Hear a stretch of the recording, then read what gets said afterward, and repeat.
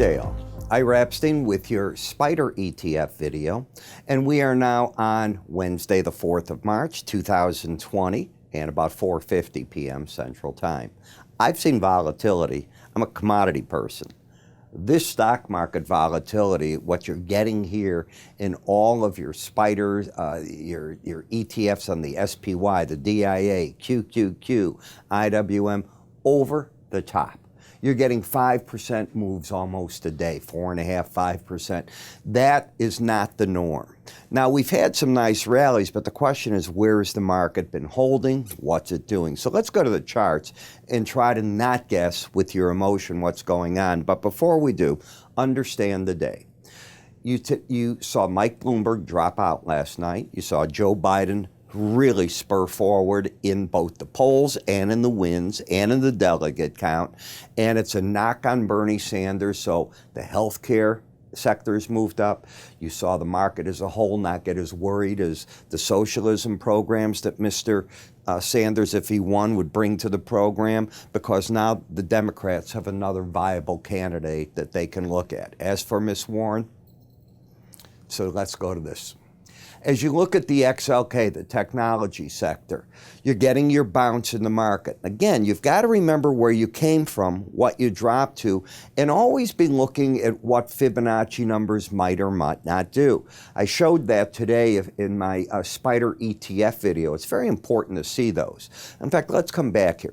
You went up here in the 103 area down to the 94 zone. So that's roughly, what is that, 19 points. Add 9.5, half of that, to 84, and you get 93.5. Look where this market's pausing. That's a 50% retracement. A 62% retracement would carry you up here. Bear markets normally don't go up 62%. Bear markets typically have a lot of problem after a retracement begins between 1/3 and 50%. No, it's not always the case, but it's typical. If this market decides to run, the resistance area is a gap in here that I'd be looking at. Right now, the swing line is still down. You have a pattern of lower highs and you have lower lows. That changes if yesterday's high of 94.66 is taken out. Then you could have a pattern of higher lows, higher highs, depending on where the close is, and assuming you don't collapse by day's end. Who knows? What about resistance if the market holds here? Well, first off, the market held the 200-day average of closes. Many technicians will tell you that the first challenge of that is an important test. It didn't work in all the stock indices, I'll tell you that. Someone threw it like it never existed. But this is that. What else does this look like if it wants to get going? Remember, you hear V bottoms in traders talk? Well, they were looking for this to happen later. Is this a V bottom? You don't know until after the fact. Regardless of what you hear from all these pundits that know, you don't know. But if the market clears 94.66, I would be saying, well, you fought a battle for 3 days at the 100-day average, the green. The market popped through there. That should be the next resistance, but you're out of your downtrend because you then have higher lows and a higher high into that. Doesn't mean you're in an uptrend unless you close over wherever that 18-day average of closes is. Then I would say you're in an uptrend.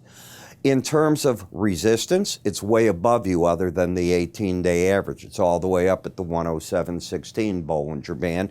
And on the downside, the lower Bollinger Band, if the market were to suddenly, we wake up and everything's down again, 86.87 down to the 200-day average again of 84.69.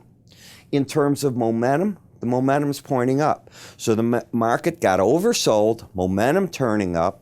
The bias is still down since you're over the 18-day average, and battlegrounds become out of nowhere the 100-day average. Now, I was watching at the end of the day on CNBC of all the different stocks and sectors that are suddenly being reframed by the banks, if you will, as they're calling out a buy, a hold, load up, different, there are different terms that they use. So something to see how fast it's all going and what people are doing. As we move over to the industrial sector, this is still weak. It's got layers of resistance. Remember I said sometimes this 200-day average, got to look at it. Here's the first challenge of it, and it hung there. Normally it's a better fight than that, and it let go. So it did act as initial support. So I have every reason to believe on the way up it should offer some resistance. There's another factor happening here that I really don't like, and that's that the 18-day average tomorrow is going to cross and get under that 100-day. I don't see anything to stop that. Remember, it's an 18-day versus 100, so the short-term average are going to be about back there. It's going to lose this data. It's going to drop on you because the most recent data is going to just wait on it, and that's what's going to happen. Now, the market would have to be over both to negate it. I look for resistance in layers tomorrow from 78.64 right up to those numbers, and you're in a downtrend. Lower highs.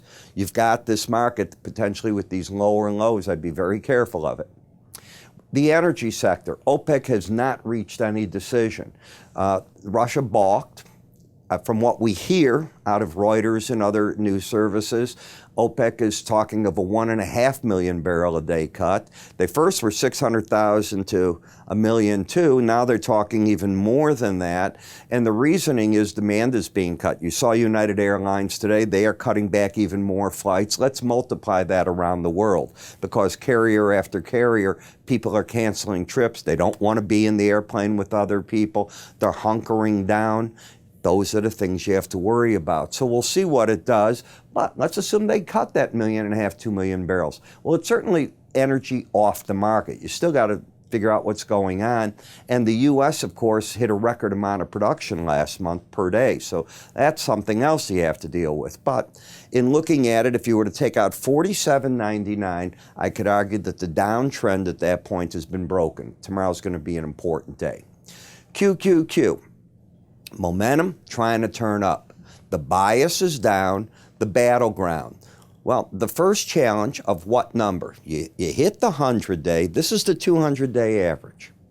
You hit it and you turn right away. This is what people call a potential for a V bottom, where it doesn't look back and it just starts blasting off on you. It could be.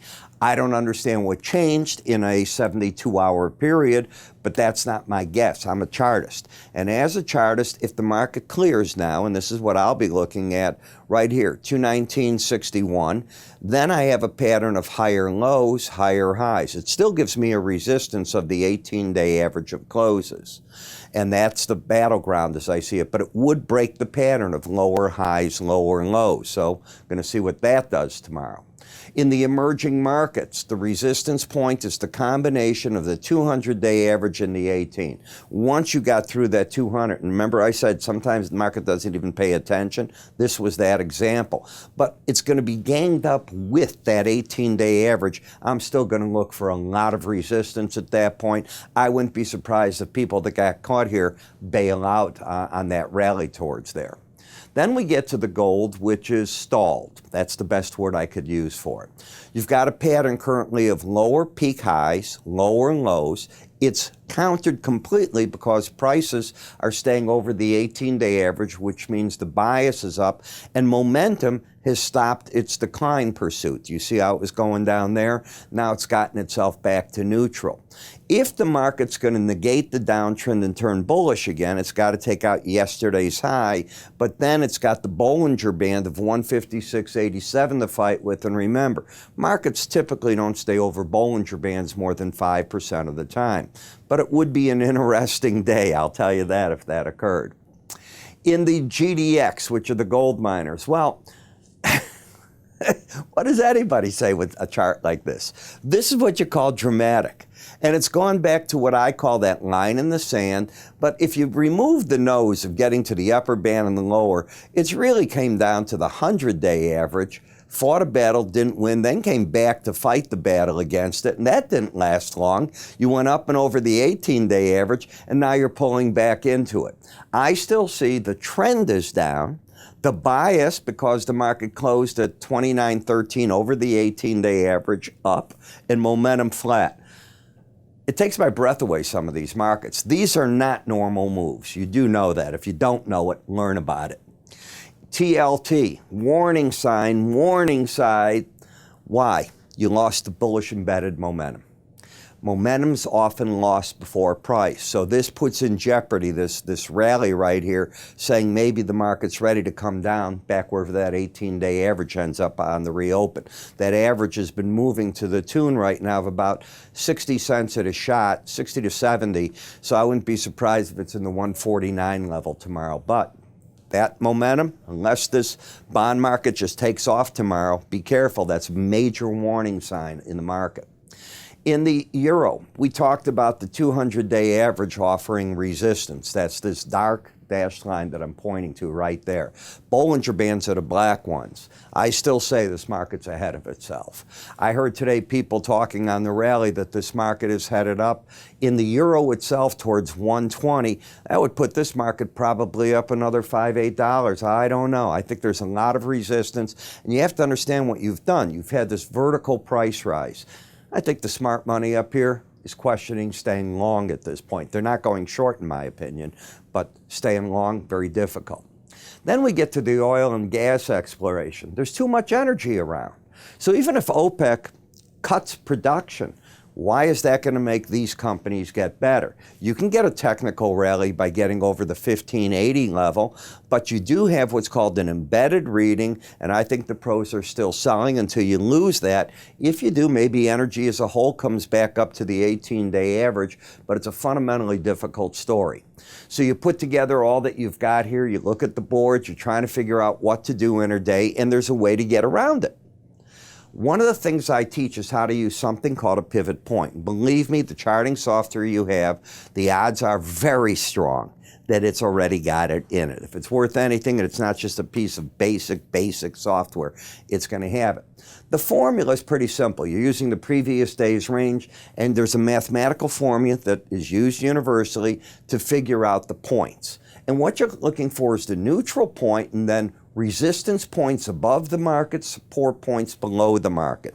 And intraday, what traders are doing is they'll plot these out, and you go looking to see where's the resistance and support. I don't know how many of you ever go to a site called Ticker Talker.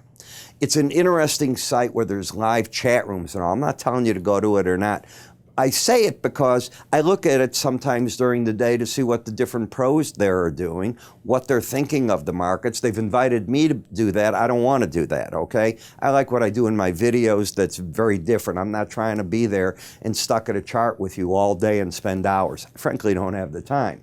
But I see what they're doing, and they're using a mixture of artificial intelligence, the standard reports. Some are using elements like this. You might want to take a look, but you learn about it because you're not going to understand unless you learn what some of these techniques are. You're going to go there and say, this is so over my head.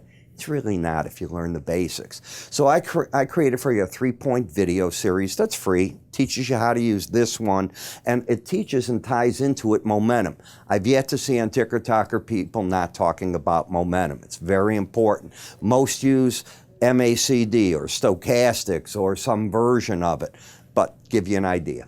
Go to our website, www.iraepstein.com. Sign up for it there. You can call my staff tomorrow. They're gone today, but they'll be happy to work with you. And a way you can go here, if you're watching me on YouTube, it'll take you right to that area. I'm Ira, still waiting to do some special reports, but the volatility is so big, I can't get my arms around one to do. You have a good day.